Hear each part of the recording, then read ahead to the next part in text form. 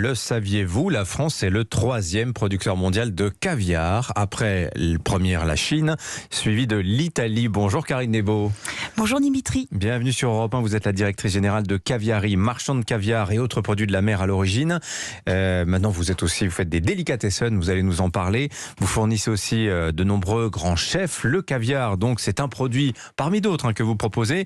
Mais arrêtons-nous un instant sur lui. C'est un produit de luxe, produit d'exception, mais on ne le sait pas forcément qu'on en trouve aujourd'hui à tous les prix aujourd'hui du caviar. Parlez-nous-en un petit peu, parce que c'est vrai que c'est un produit assez méconnu en France.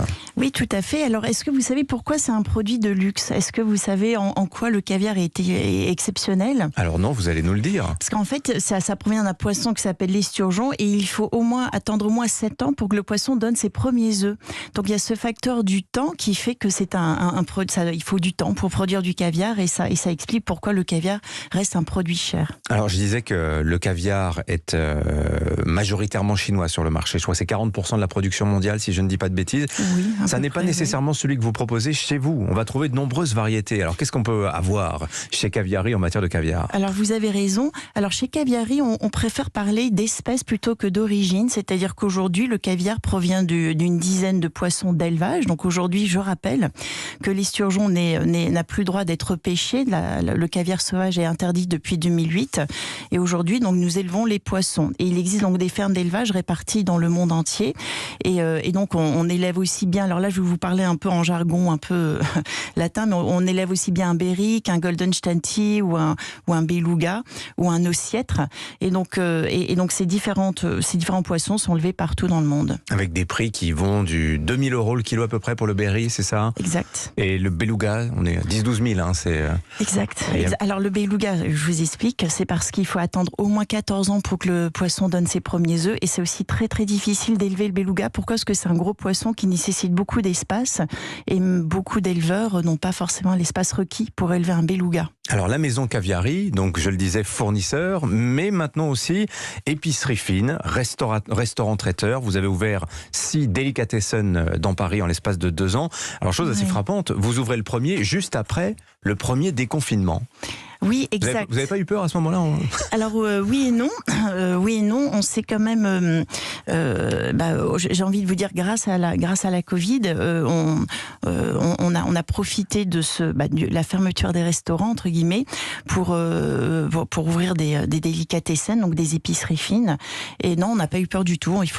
Non, pas du tout, au contraire. Oui. Alors, donc on peut venir sur place. Quels assortiments proposez-vous? Quel type de produits? C'est très poisson, évidemment. Oui, bien sûr. Majoritairement, c'est des poissons. Donc, bien sûr, on trouve d'excellents saumons fumés, des œufs de saumon sauvage, un tarama fait maison. Donc, je rappelle, le tarama, c'est fait à base d'œufs de cabillaud fumés à chaud et de crème. On fait nous-mêmes aussi beaucoup de rillettes de poisson à base de maquereau, de saumon, bien sûr. Et tous nos blinis sont faits sur place, chaud le matin même, à base d'aliments bio. Et donc ça, c'est majoritairement le cœur de ce qu'on trouve. Mais donc vous savez qu'un délicatessen, donc c'est une épicerie fine qu'on trouvait originellement en Allemagne ou en Europe centrale. Et on y fait aussi beaucoup de spécialités qu'on mangeait à l'époque, comme des pirochki, qui sont ces petits feuilletés à base de viande, de fromage.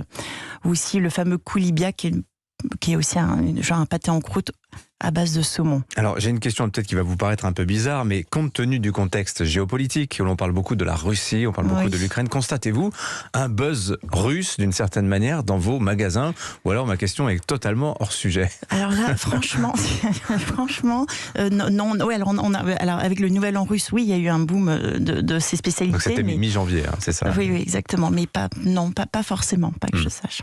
Vous fournissez également de nombreux chefs. Les Français, justement, ont-ils une appétence pour tous ces produits de la mer, poissons fumés, mais aussi caviar par exemple?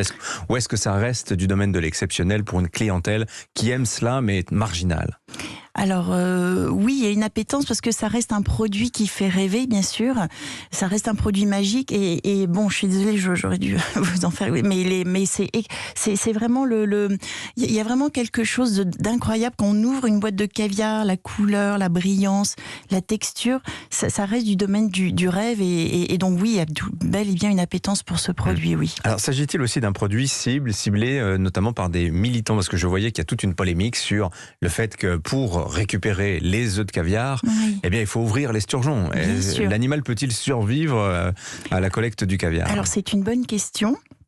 Non, il survit pas parce qu'on tue le poisson pour extraire les œufs. Alors bien qu'il y ait des fermes d'élevage qui commencent à essayer d'extraire les œufs sans forcément tuer le poisson, mais après c'est une technique différente. Alors nous on est très à l'aise dans le sens où tout se recycle dans le poisson.